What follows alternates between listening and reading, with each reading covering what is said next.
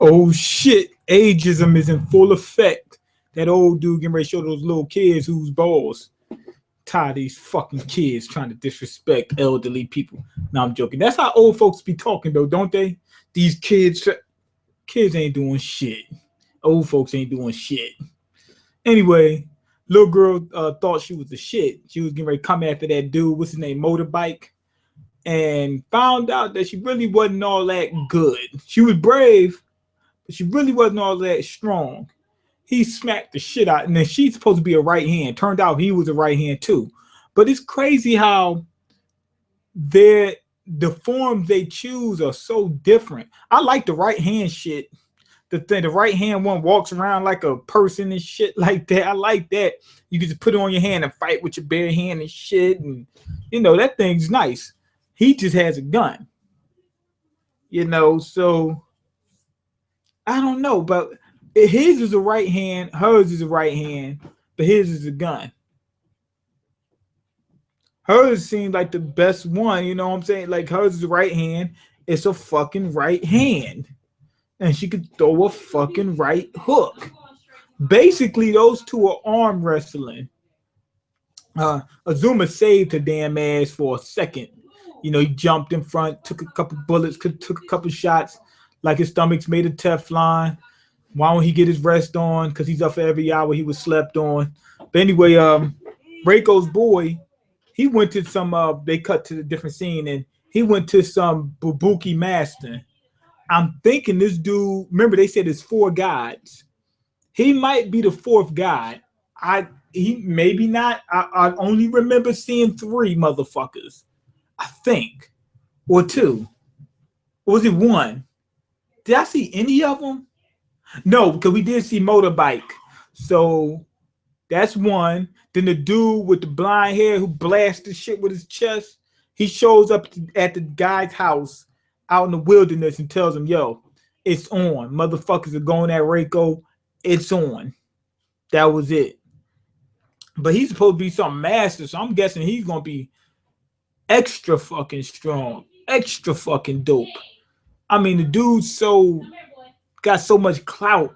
He's living in the middle of the woods, and he's not even just taking orders with Reiko and them. She just tell them what to do, and that's it. Fuck you. But with him, he sits in the woods and say, don't call me unless some good shit comes up. Don't call me unless it's catastrophic. Don't talk to me unless that's what he's doing. So he's got to be a beast. Anyway, the homeboy, the dude with the gun, motorbike, he started the Shaolin Showdown.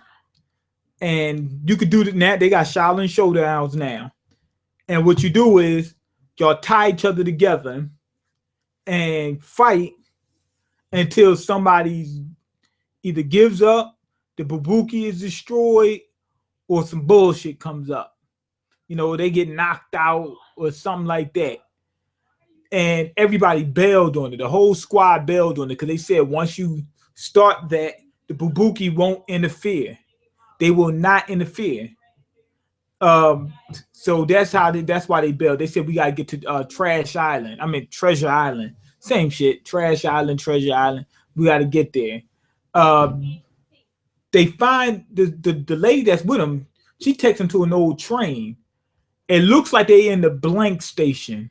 I don't know if y'all know what the blank station is. It was a blank man's top secret hideout. It's almost like the Bat Cave. It said it was a train station. It was an abandoned train station. So anyway, she takes him to the blank station.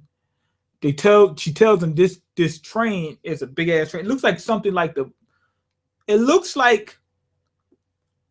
of the Megazords from I'm gonna say Dragon Ball SPD, from Power Rangers SPD. Remember the Power Rangers SPD? Was it SPD? Was it Lightspeed Rescue? Or was it something else? SPD, the Lightspeed Rescue? One of them motherfucking ones. They had the train. It looks something like that, like the shit's going to transform or something. It doesn't look like a regular train. And they said this can get you to Treasure Island, but it can't get you to the Buranki nest. That's what I was wondering.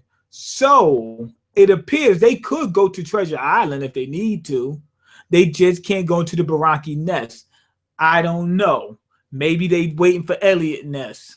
I don't know. But that was like going on in my mind. Like, how come they can't just take a fucking plane up there, a hot air balloon or something? Turns out you can't because something's stopping you. I don't know whether the Buranki farted and it smelled too bad and you can't go in there, or it's, I don't know, some type of interdimensional rift in time, or it's like a mime is up there and he had put up a fucking invisible wall and you can't get through it. It might be Mr. Mime. Who knows? But you can't get into it without Obu. Cool. That's when we get a little bit of information on Reiko or whatever. Her Megazord only has the upper body because the lower body got fucked up. The arms got fucked up. Hers don't have arms. She got these things on them like blades and whatnot, but those aren't the arms. This thing is so fucking strong, and it is just basically the head.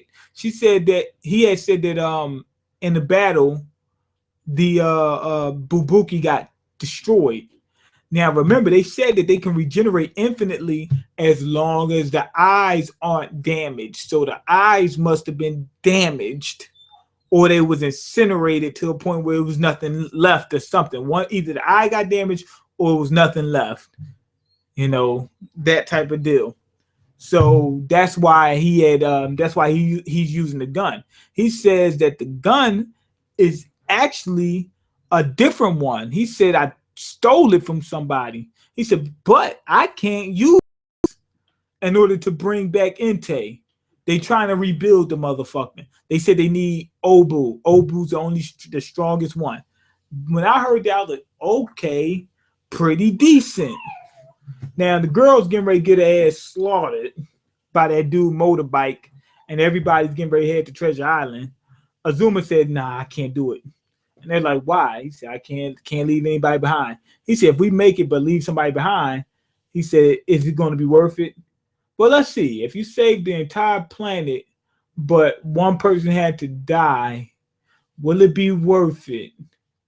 I gotta say no.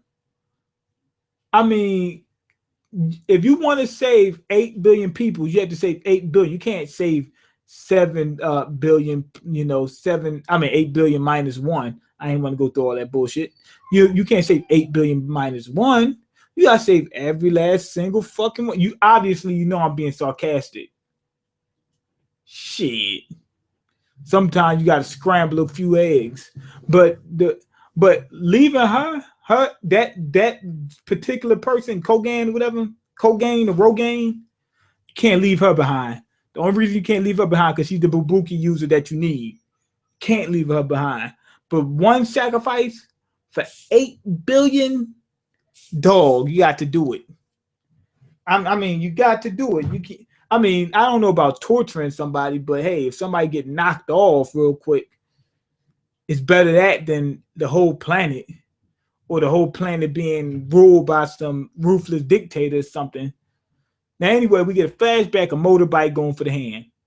This is back when they were in their Entei Obu battle days and shit like that. It was like what's it, supersonic? Damn, what's it, supersonic turbo powered battle cars? It was something like that.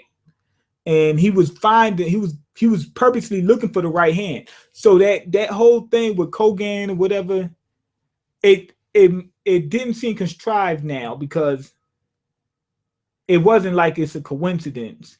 He's a right hand. He was looking for a fucking right hand. He killed the right hand, which was the dad. But now she has it. Makes perfect sense now. Wasn't like, oh, this is he just happened to be the one to kill her dad, and that's why, and she just happened to be the one to have the right hand. He went after the dad purposely because he is a right hand user. So that whole thing was set up. It wasn't no coincidence, no nothing. It played out the way it's supposed to play out. He went after the right hand. So everything's all right in terms of that situation.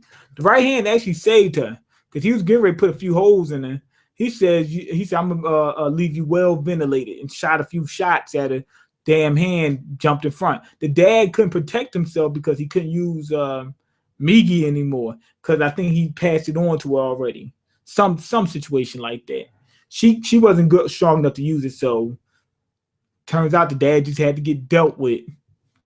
Now anyway, Motorbike, he also explains that you got to pay rent for the to use a Bubuki. Now, at first we thinking it's just infinite. You do whatever the fuck you want to do. He says no, you got to pay rent. It's I think they call it what's it Renzu or something like that. Some type of energy your body has. I'm guessing that's what they're using when they make those constructs and blue lights and shit like that. The little circle he made back when he was a kid. The mom was shooting them damn spears and whatnot. I'm guessing that's what they were made out of. And he said that the Bubuki are using that energy in order to be able to perform these tasks. He said, so eventually you run out of energy, because he jumped in to save that girl Kogan, who was getting ready to get killed. She was getting ready to get the shit slapped out of her. She's a right hand, but she was getting ready to get the shit slapped out of her. So he had to keep using this energy, and the dude just kept blasting on him till finally he wore him out, and he said, get the fuck out of my way. But that's when other people got involved. The lady would Kogan was able to get the drop on him for a second. He got the drop back on her by using the gun. He threw the gun up in the air and the shit started shooting at her, got her the fuck out the way. But they managed to get him on the tracks and ran him over with the train. Now, this is a big ass fucking train. He was able to not stop it, but break, like kind of, he didn't get demolished. He was pushing off of it like this. Now, that was crazy. He's that fucking strong. I think those gloves played some type of part in it. I think those gloves were super strong or some shit like that. But he was able to not be killed by a big ass fuck. That train's the size of a building, and he wasn't killed. That was ridiculous. Now, he was getting ready. He was almost going to die. He was running out of power. Remember that Renzu? Rent was coming up. Rent was due, and he didn't have enough to pay rent. You know, and he was getting ready to get evicted. So he gave up. He said, I quit, and ended the battle. So basically his Bubuki is useless now. Now basically he's done. But when you start a battle, it's a battle between all five.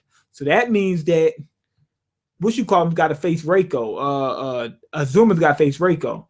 Then the other girl, this one girl who got the swords, she's one of the legs, I believe. She got to face the dude with the blonde hair who shoots shit out of his chest.